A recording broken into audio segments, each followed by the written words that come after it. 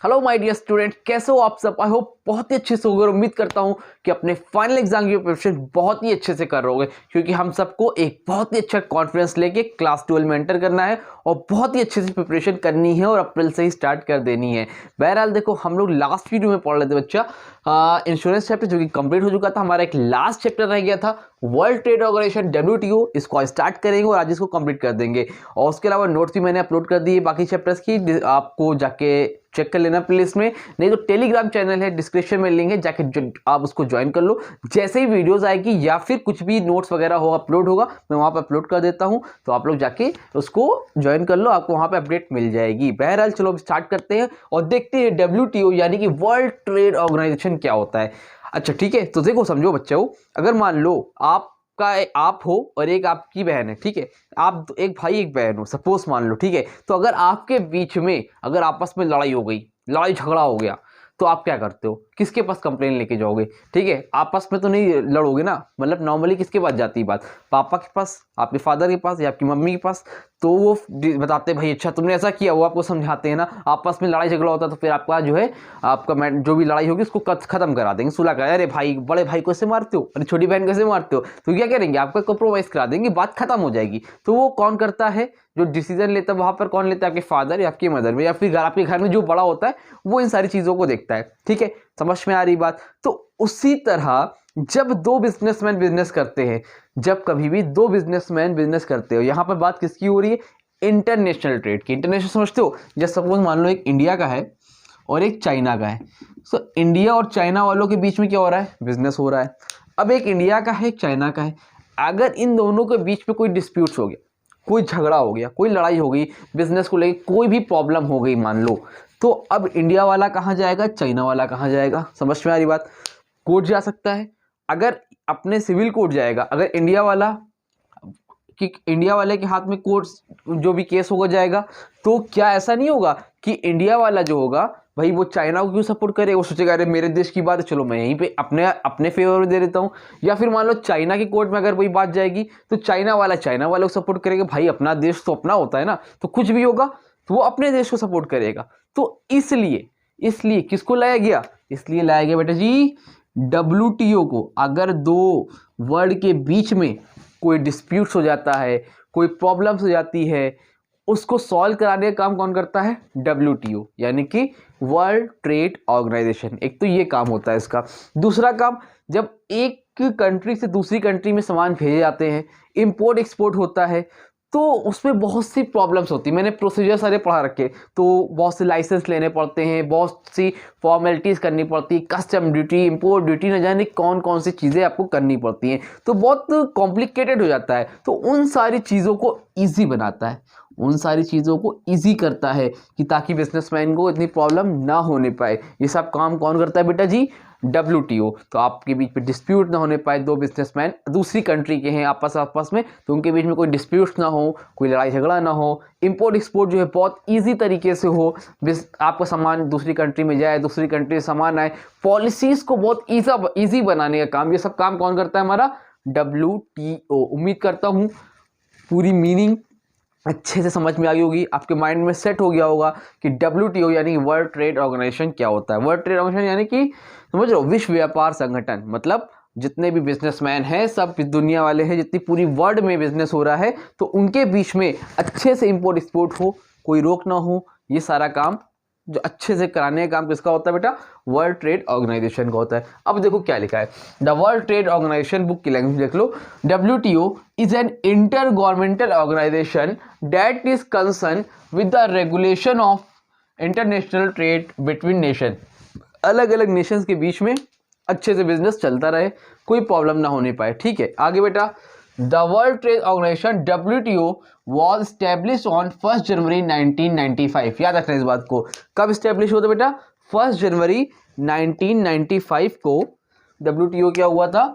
Establish हुआ था। ठीक है, समझ में आ रही बात? इस लाइन को अंडर मार्क करो, ये सब पॉइंट आपके MCQ में बन सकता है, अलग से क्वेश्चन पूछ सकता है कि भाई कब स्टैब्लिश हुआ था WTO। ठीक, इट इज द सक्सेसर, देखो क्या लिखा, it is the successor to the general agreement on tariff and trade. देखो WTO से पहले क्या था?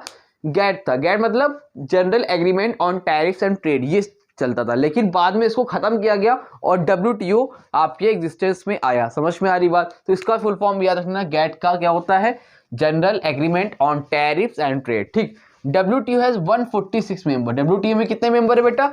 146 मेंबर है, सॉरी 146 मेंबर यानी कि नेशंस है, बात वही हुई।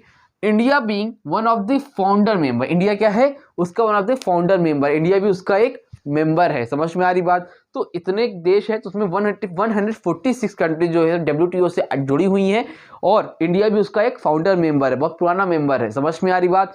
तो इंडिया को भी इसका फायदा मिलता है भाई। आप WTO से जोड़ोगे, इंडिया भी भाई अपने कंट्रीज, हम लोग बहुत से सामान भेजते हैं, एग्रीकल्चर प्रोडक्ट तो हमारे देश से ज़्यादा ना ज़्यादातर, तो उसमें जो भी टैक्स की वगैरह की पॉलिसी वगैरह होती है ना, वो सारी चीज़ें कम कर दी गई, तो हमें भी फायदा मिलता है। ऐसा नहीं कि हमको नहीं, हमको भी इसका बहुत फायदा मिलता है। किसका बेटा? WTO का। समझ में आ गई WTO का मतलब? उम्मीद करता हूँ यहाँ तक अच्छे समझ में आ गया होगा, मीनिंग आएगी, इंपॉर्टेंट है, MCQ में बन सकता है, तो उसको ध्यान से देख लेना। आगे देखो क्या है फ्यूचर्स ऑफ WTO, क्या क्या इसके फ्यूचर्स है WTO के। Number 1, to raise the standard of living. भाई एक कंट्री सामान जा रहा है, दूसरी कंट्री सामान आ रहा है, तो उनके बेस्ट रिसोर्सेज जो है, उनके बेस्ट प्रोडक्ट जो है एक कंट्री से दूसरी कंट्री में जा रहे हैं, तो अच्छी क्वालिटी गुड्स आएंगे, तो स्टैंडर्ड ऑफ लिविंग क्या होगा हमारा? अच्छा ही होगा, रहन सहन मेरा अच्छा होगा, खाना खान पान हमारा अच्छा होगा, तो हर चीज़ अच्छी होगी, तो एक पहला फायदा है। नंबर 2 बेटा, टू इंश्योर फुल एम्प्लॉयमेंट मिल रहा है, एम्प्लॉयमेंट बढ़ रहा है। Number 3, to expand production increase होता है। प्रोडक्शन समझते हो भाई? प्रोडक्शन कैसे? आपको गुड्स बाहर भी भेजने, अपने कंट्री में भी रखने, तो हम लोग ज़्यादा प्रोडक्शन करेंगे, और जो ज़्यादा प्रोडक्शन करेंगे तो भाई पैसा भी ज़्यादा आएगा और इकोनॉमी भी हमारी क्या होगी? डेवलप्ड होगी। Number 4, to expand trade in goods and services.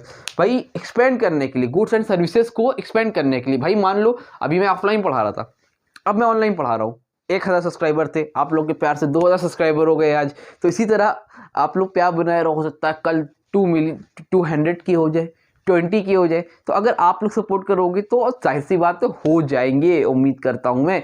और आपको मेरा समझ में आता हो तो भाई अपने दोस्तों को शेयर करो, किया करो भाई, उनको भी थोड़ा बहुत हेल्प हो जाए करे। ऐसे भी ICSE वालों का इतना चैनल है नहीं, तो थोड़ा सा आप लोग शेयर करो ताकि वो भी पढ़े और आप सबको भी पढ़ते रहो और मुझे भी मोटिवेशन आता रहे इसी तरह। तो बहरहाल मैं कहना चाह रहा था कि to expand trade in goods and services, बहुत ज़्यादा प्रमोशन हो गया, ठीक है, चलो आगे बढ़ते हैं। तो ये बोल रहा है to expand trade in goods and services, ये बोल रहा है गुड्स एंड सर्विसेज को एक्सपेंड करने के लिए, बढ़ाने के लिए। हर कोई आदमी अपने बिजनेस को आगे बढ़ाना चाहता है, तो ये भी अपना बढ़ाने के लिए, तो गुड्स एंड सर्विसेज एक्सपेंड करने के लिए। आगे, to make optimum use of world resources. भाई ऑप्टिमम यूज, ऑप्टिमम मतलब पूरी तरह से जो भी वर्ल्ड रिसोर्सेज है उसको यूटिलाइज किया जा सके। समझ में आ रही बात?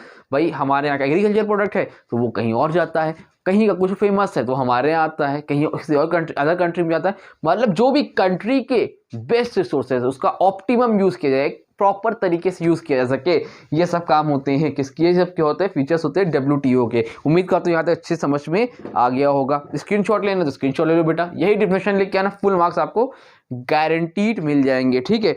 अब देखो लास्ट है functions of WTO। Functions of WTO आपके स्क्रीन पे देखो आ रहा होगा।